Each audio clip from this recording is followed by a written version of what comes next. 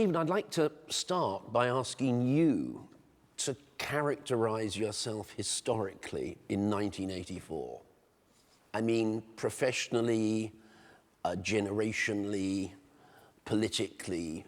Well, I was middle-aged, so I wasn't some child. I had 3 children, and Mrs. Thatcher was in power. You know, I was a working television director, really.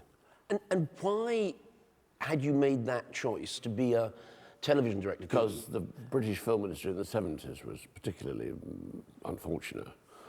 And you could get, you know, on my level, I could get work at the BBC, and the work at the BBC was rather classy. I mean, I was doing work by Alan Bennett and Tom Stoppard and David Hare and people, so yeah. Why not? Why not? And also, the continuity and the quantity of work gave you an opportunity to learn your job. Okay, Stephen, even when you made Gumshoe in 1971, you'd already had 10 years working both in the theatre and film. Yes. Can you describe, in a way, the 60s? How and with whom were you working in the 60s? Well, I came down from Cambridge, and within a year I was working as an assistant at the Royal Court, which was, you know, it's great theatre. And I knew Lindsay from odd connections, and Lindsay Anderson. And then one day Carol Rice came to direct a play, and Lindsay must have said to him, "Oh, get Stephen to be your assistant." So I went to work with Carol, except the play collapsed, and Carol said, "Come and work on my film," which was a film called Morgan. I'd never been on a film set before. Oh, so that... But Carol apparently went back to his wife and said, "I've found someone who'll be a good assistant." I have no idea why, and I hope I didn't let him down. Well, Morgan, A Suitable Case for Treatment, was actually one of my absolute favourite films I'm honoured to have been present as there. a 16-year-old. Yes.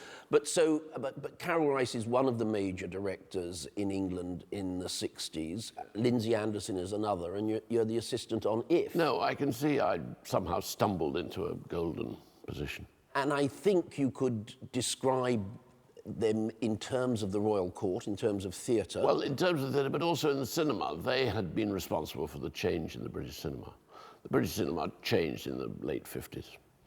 Saturday Night and Sunday Morning, Room at the Top that Jack Clayton did, and The Sporting Life. So they were the principal architects, and I imagine that took a hell of a lot out of them.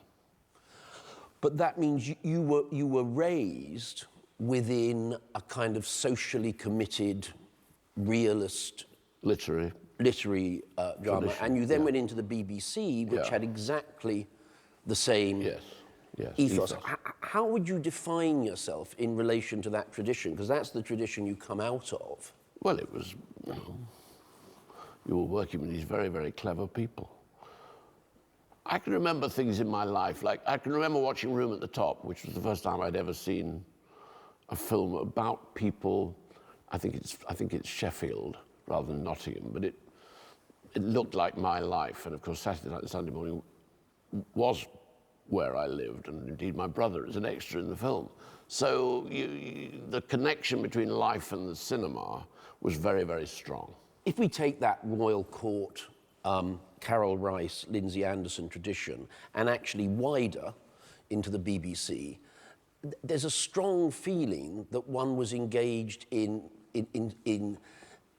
bringing to people's attentions parts of the society that could be made better.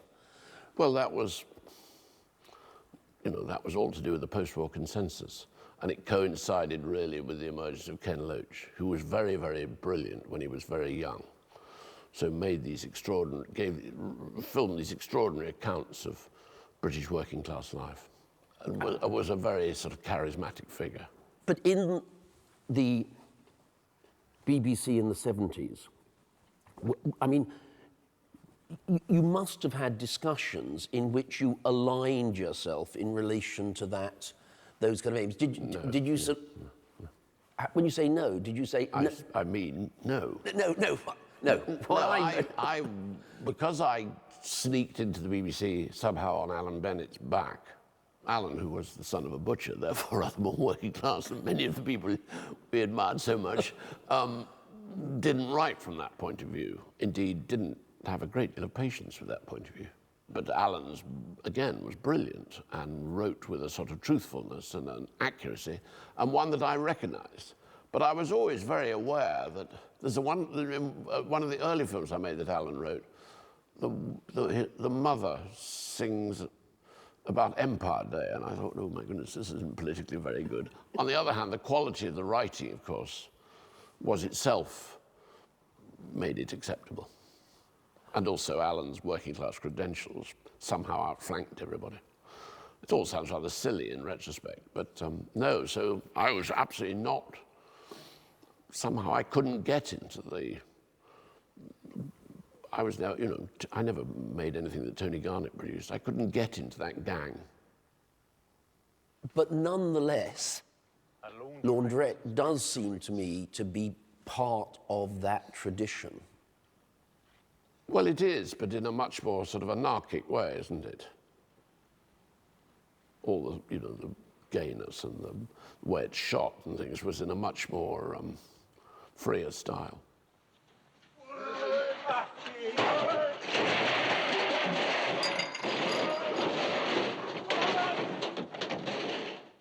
But, for example, you just made the hit, but at the same time, you didn't say, oh, I'm going to make another film. You said, I'll go back to television, make a... Well, when Mrs. Thatcher came in, the world began to change. And it began to change for us too, in ways that we didn't really understand. Suddenly, television films got larger because they would give you tax breaks. And then, of course, Channel 4 was invented. Now, Mrs. Thatcher herself was responsible for Channel 4, so all praise to a wise, great woman. She did it because, actually, she wanted to turn us on to small businessmen, an enterprise in which she was entirely successful. But at the same time, when you come to make Laundrette, you're making it as a television film. Well, first of all, I was in dispute with my friends who were making these quite small subjects into films without success. So I said, quite sensibly but quite cautiously, listen, this is a television film. I've been doing this, you know, I've been doing work like this for years. Let us turn our backs on the cinema, right. Which was itself an iconoclastic thing to say. But you then also made the decision to shoot on 16 Yes, mil. because that's what television films were shot on. Yeah. And it eliminated, or it made it even harder the notion that it was for the cinema. Right. So that was what I was mainly attacking.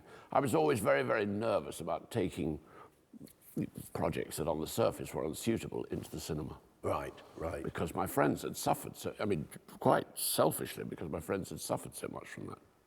So there's this famous mythical moment when, according to Hanif, he goes round to Talbot Road and sticks... Why do you call it myth? Oh, mythic doesn't mean it didn't happen. Well, I'm asking, did it happen? I got a phone call from, I can't quite remember, I think I know who it was from, but I won't say, saying, there's this boy who wants to get a script to you. I said, sure, well, I had nothing to lose. So the script was brought around and put through my letterbox. And did you read it and say, wow, this is it? I read it and my heart sank when I realized it was about the Pakistani community, because I thought, oh, this is going to be a sort of bleeding heart film. And then I started to laugh. Yeah. So I went from racist to liberal in one stroke. But the script appears through your letterbox. And shortly after that, a 25-year-old... No, he was in his 30s. He's in his 30s, but someone much younger than you arrives in the door. How did that affect your life? Well, firstly, I thought he was somebody else. There was a bloke at Channel 4 who dealt with ethnic affairs called Farouk Donnelly, and I assumed it was him, but this is just emphasizing my racist credentials. And then he slowly explained the script. He explained who these people were, where it had come from. He must at some point have told me about being at school and a white friend of his coming in one day with his head shaved. He certainly told me about his uncle who wanted to open a nightclub in the lavatory in Shepherd's Bush Green. I mean, was the scale of the whole thing started to emerge. And did he take you around? Did he take you around his family? How did he... No. He just talked? He would talk, yes. And he was so mischievous and lively. I mean, if you ask Hanif, he'll say, oh, particularly if he's drunk or feeling particularly unpleasant, he'll say, oh, well, you always just like the exoticism of it, which may well be true, but what do I know? Now, let's take the subject matter.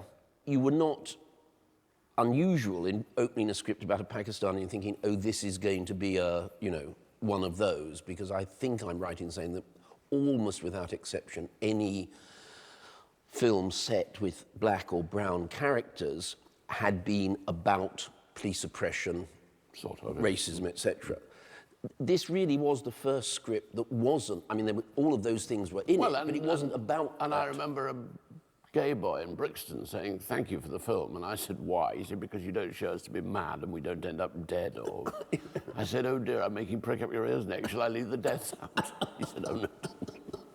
So, yeah, I guess so. No, you're right. And what immediately attracts you to it? I thought it was very, very good on, I mean, this is how stupid I am, Thatcherite economics. Yeah.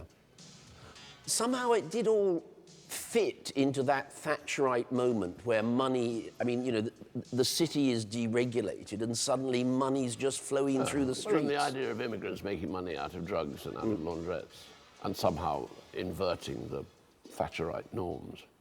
That was very, very good. I didn't notice that it was a gay film.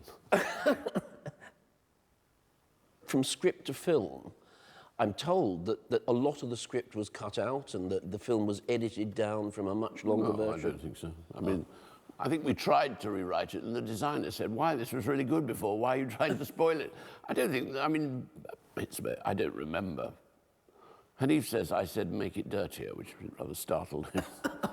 I remember on the first day, there's a scene when Dan is up a ladder and the white boys are all looking at him because he's working for a Pakistani. So this is a scene of absolute contempt. And Dan comes down the ladder and he and the Pakistani boy embraced. And while Dan's head was concealed from his white friends, I said, lick his ear. Dan looked at me as if the devil had appeared in his life and licked it, and his eyes lit up and he licked his ear. I think I'd got that from the Royal Court. So the Royal Court always had another stream going on underneath. Underneath the highbrow thing, there was a sort of hooligan element knocking around. And Hanif somehow, maybe I brought the hooligan element to life. How did you cast him? I mean, that is his first film, isn't it? No, he'd been in Mutiny of the Bounty. And Gandhi. He was in Sunday Bloody Sunday, yes. He was a veteran. Yeah. He was a veteran. Well, it's his first starring role. The girls all said, there was a list of 4 actors. Dan Day-Lewis, Tim Roth, who I just worked with in The Hit, Gary Oldman, who said he'd played the part already on television, and Ken Branagh, who was desperate for it, I discovered. And the girls all said, oh, you want Dan? Because he was what was known as top of the crumpet list of the Royal Court. He was just sexier than anybody else. So, and then I said, well, I'm not going to cast him until I get the other boy as well. I'll cast them both, which drove Dan senseless. That's when he went around London with a knife threatening to kill me. Dan somehow knew that this was what he'd been looking for. But then he turns up, and at the end, he's a star. So how did that happen? Well, I don't think any of us thought he was going to be a star. It was outside our experience. The cinema playing around, the film playing around the world was outside it. Nobody had any idea that these possibilities existed. And Dan really became a star because he played in The Laundrette and then went off and did A Room with a View. And people in New York said, how can a man play these 2 parts? And you say, well, he's an actor, that's what they do. But, so none of us. But you must have realised by the end of the film that you had a really astonishing... I always thought he was jolly good. I mean, I wish I could say I stood there saying, but I didn't. I didn't pay him special attention because he was going to be a big star. You just got on with the film. And it was, Dan joined in the ensemble. So he wasn't being demanding or anything like that. He was just very good. I remember we were doing a scene in a tunnel when Johnny and Omar first meet. And there was a lamp stand. And I remember Dan going and standing on it, and he looked like Marlene Dietrich. And I thought, all right, you want to play Mr. Tart, I'll photograph it. He just looked dazzling, draped around a lamppost, and it's in the film. Shocking, really. I should have stopped him. Can we move on just to a kind of another aspect of this, which is that I think you're relatively famous for kind of denying auteurship, which is... How can I be the auteur of a film about a culture that I'm not a member of? Well, that's no, questionable. I'm sorry. I said to Hanif, shall I do research? He said, no, these people are just like you. I ask you if you're an auteur and ask about writers, and you say, how can I be an auteur if I'm making a film about a culture I don't understand? To which the answer is very simple. You're an auteur because the take that you take on that culture is a kind of stylistically and thematically linked to your other films. Well, the question really is the relationship. You have very close relationships with writers. Is that? Yes. Was that a decision from early on, or was that just how it came out and now you stick to it? I came from the Royal Court, which was a writer's theatre. The BBC was a writer's medium, at the time was a writer's medium. I mean, what was interesting was learning it all. I had to have the whole history of colonialism and post-colonialism explained. And I remember saying to Hanif, well, should we be making it about sort of ships coming from Karachi, bringing all these people? And should it be like Godfather 2, or should it be this silly little film in South London? And we decided, mercifully, silly little film in South London. But I had to have all that explained. And then I always learn a lot from the actors, and they come in and tell me what it's about. I remember a woman coming in and saying, no, a woman who I think was Persian, coming in and saying, no, we're all a sort of cocktail. And gradually you realized who these people were. In fact, I don't think there's a single Pakistani in the film. Do I mean that? It's not in the central parts. I don't think any of them are Pakistani. They're Indians or Persian. Indians. The woman is Persian. Gordon. And this is Cherry. I think he's Guyanan. It was, fortunately nobody questioned. Those days you could get away with things like that. Now you'd be taken out and shot. But I can see that auteurism operates on an unconscious level as well. Yeah. In terms of the development of the script, legend has it that Shirley Ann Field was not happy with her role. Could you describe what the role was and how you got from that role to the brilliant role in the film? The truth is, I'd thought of Shirley Ann, and then thought, no. And then I spent 6 weeks trying to do better, and then one day someone said, you should cut Shirley Ann Field. You say, oh, you're absolutely right. So we went to Shirley Ann, and then Shirley Ann said, well, it's not good enough. And I wasn't present, but apparently she stood over Hanif with the words, if you want me to wear red underwear, you better write this better, and turned it into a good part. But I like all of that. I like the actors contributing stuff like that. I mean, it absolutely supports the film. It's not disruptive. I mean, and also it's a very moving. Yes, it makes both yes, the end of their affair is unbearably moving. And of course, Shirley Ann had been in Saturday Night and Sunday Morning. She'd been in plays that Lindsay had directed, so she was absolutely part of a tradition I understood. Yeah. There's two great performances with Roshan and Saeed as the two very different brothers. Did you know them? Did they come out of worlds that you knew, or were they? Well, I'd seen Saeed Jaffrey. He was very, very good in a BBC film called Gangsters about smuggling immigrants. And Roshan Seth had been in my friend David Hare's plays, and I think he's in Gandhi, isn't he? I think he plays Nehru. So there were two. I mean, I don't know that there were many more.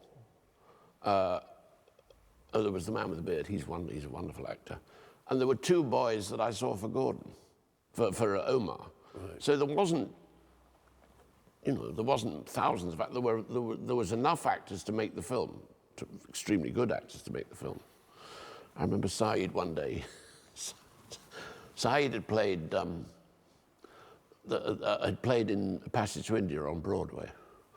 And he said, I can't come tomorrow. I've got David Lean, there's a press launch for Passage to India. I have to go. I said, of course. So he went and he came back looking rather crestfallen. I said, why? He said, because someone said to David Lean, why have you cast Alec Guinness to play in Indian? And Lean had said, because I couldn't find an Indian actor good enough. I mean, the sort of casual insults that they have to put up with.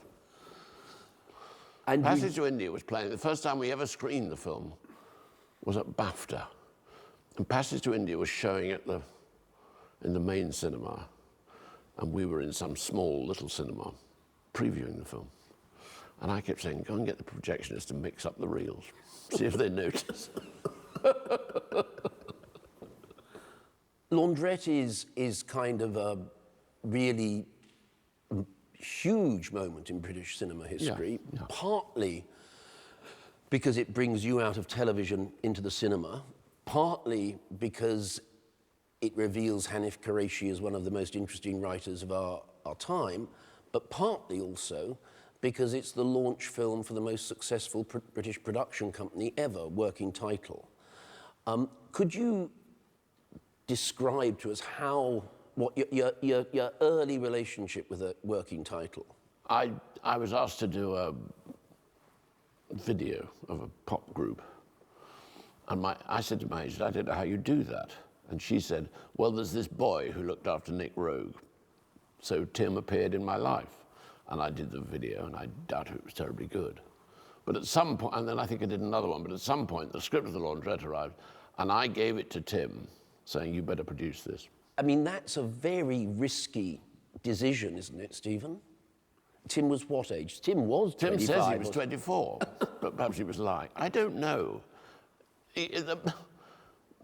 I could see it was rather a carefree decision, but you'd have to say quite a good one. It seemed to me it was an iconoclastic film, so why not be iconoclastic on every level? And anyway, the people I was more concerned with attacking my close friends than... I see, so it is. So it had quite a lot of malice in it, but all these new people suddenly appeared. You know, the crews that made these pop promos were people I'd never come across before, so it was very, very interesting. I remember they all came up and asked me to sign their union application forms, which you had to do in those days. So it was a sort of new world to me, and that seemed rather interesting, and Oliver was part of that. The film was the first film that you worked with Oliver Stapleton on, Yes, and you made 8 further films with him. yes. How would you describe that relation? That's a very close working relationship over a long period of time. Actually, I'd done a short film with him. I did a comic strip film with him. And he said on the first day, there was a shot of a car arriving outside a house. And he was a lot younger than me, Oliver. And he went and lay on the floor, and I said to him, what on earth are you doing down there? And he suddenly realized there was another way of making film, that he'd be making these rather ridiculous, you know, these comic, whatever it is. Yeah. He said, this man saying, why are you down there? He thought, oh, I see. He just seemed a very bright guy. He shot Laundrette wonderfully. He shot The Grifters wonderfully.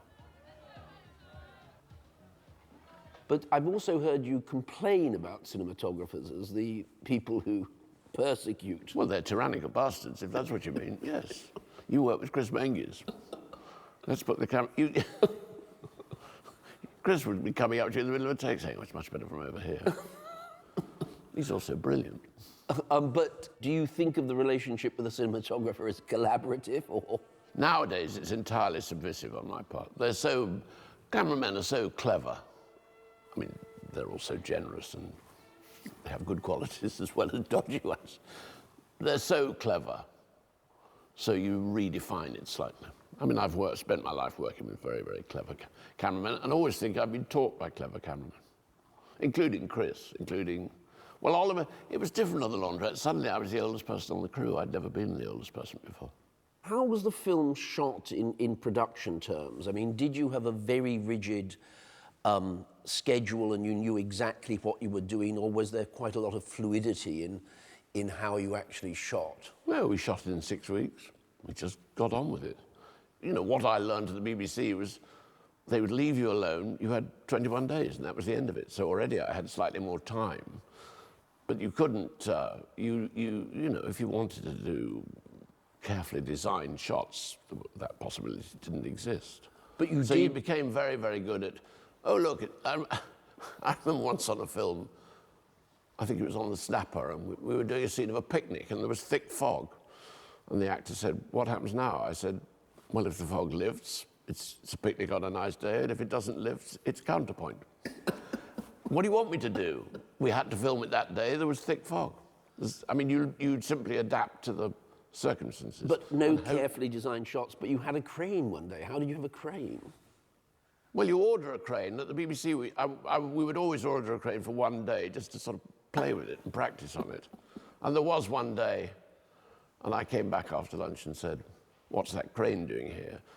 Well, you ordered it, Governor. And they produced a piece of paper signed in triplicate with my name on it. So I remember having to improvise a shot. And that's when the camera went over the building, like a Western. That's what you learned at the BBC. You have this, but you know, you can make a film or not. If you don't want to make a film, don't make it.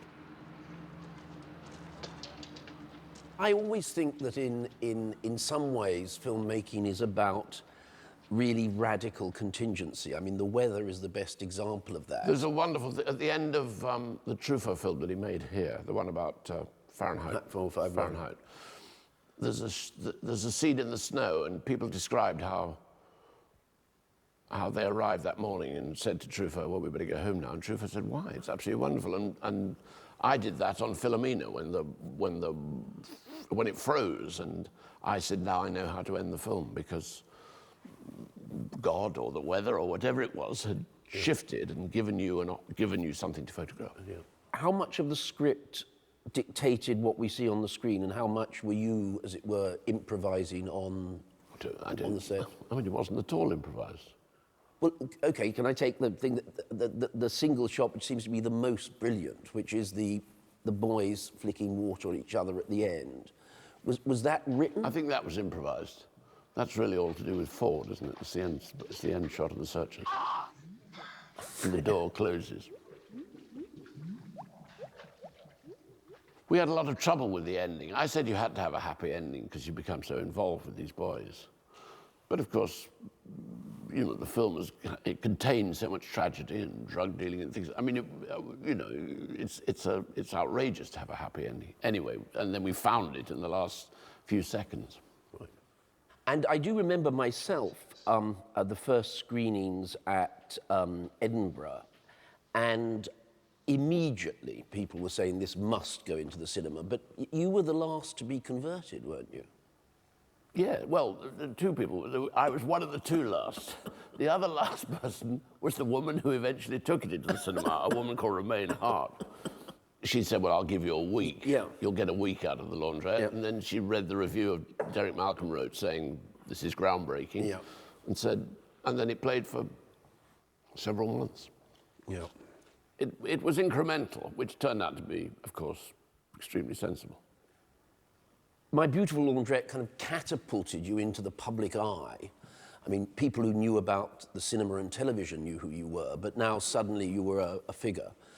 And you were a figure in relation to race. And yes. God help us.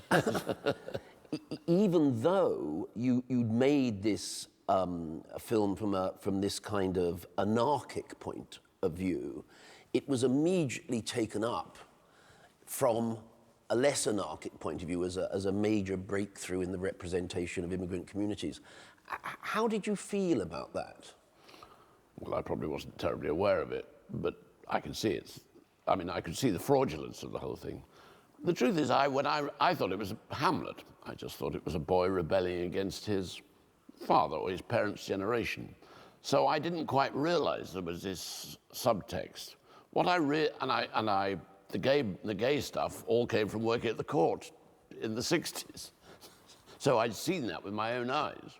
I remember I must have been teaching at the film school, and there must have been someone whose parents were immigrants. And he said, well, I was very shocked by the film. And that was the first time I realized that there was another point of view. And if you said to me now, would the film get made? I guess you wouldn't have the balls to make it now, because we know too much. You know, we've lived through the fatwa and we've lived through even Charlie, you know, all that stuff. So you wouldn't make it. In those days, it was made in complete innocence. And when I tell stories of my ignorance of race, oddly enough, you think, well, I can see that was a sort of real blessing, because it meant that it was completely uninhibited and it wasn't nervous at all. Once you realize that there was, you know, that however disgusting the fatwa was and the book burning in Bradford, there were these people who held these opinions, and, you know, I guess people have the right to hold opinions, but not to behave that badly.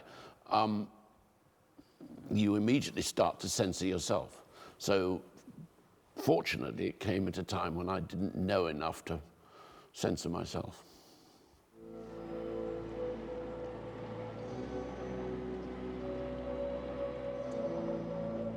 I can't ask you in. You better get back to your father. I didn't think you'd ever mention him. He helped me, didn't he? I think that from the laundrette through to the grifters, I think they're all in a sort of straight line. Somewhere in my unconscious, and I promise you it was in my unconscious, there was a connection between gay people, immigrants, women, and some sort of opposition to Mrs. Thatcher, opposition to the government in this country. And then it stopped. I mean, I went to Hollywood, and that was sort of the end of it. I remember. Also, Mrs. Thatcher went. Well, yes, thank God. Mrs. Thatcher went, but for all those films, they all seem to be taking the same point of view of these people. If you make films about these people, they are all an affront to the establishment. And when I eventually worked that out, I thought that was very, very interesting. And when I went to Hollywood to make Accidental Hero with Dustin, I remember somebody said to me, which was a studio film, somebody said to me, "Oh, you should have been here last night. The Grifters won the prize for the best independent film." And I said, "Oh, I see. The prize for winning the best independent film is that you get to give up your independence."